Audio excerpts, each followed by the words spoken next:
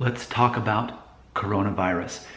I have yet to hear anyone point this out. So I may be one of the first people on the planet talking about this, and you may be hearing it first from me. Coronavirus. So far in my real time, it's actually St. Patrick's Day, March 17th, 2020. In my real time, as far as where the coronavirus is breaking out, South Korea, Iran,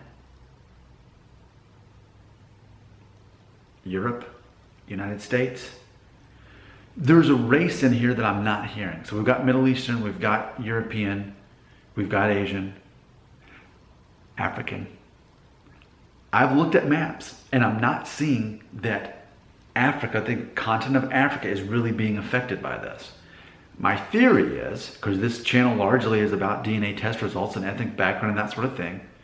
Now, my theory is, I wonder if people of predominantly African descent are less likely to be affected by coronavirus. In the same way we already know this about young children, they're less likely to be affected by it. But I wonder if there's something about the genetic makeup of people who are predominantly of African descent that makes them less likely to be affected by this. You can look at maps, at least right now in real time, March 17, 2020. The maps show that Africa is not really affected. Now, I would take that a step further and say here in the United States, what I propose is, will Black Americans be less affected by this as well? I get it, race is a social construct. That's something people love to say in the comment section.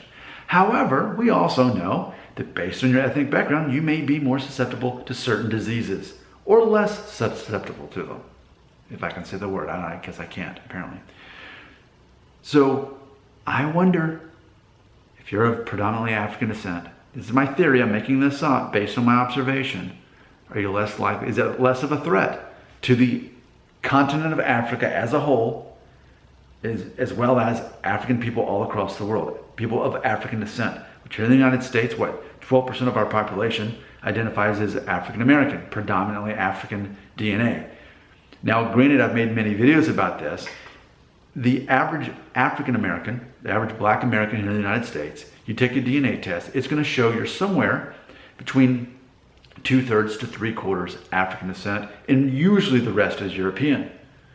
So it's not that if you're a Black American, you're 95% or Black.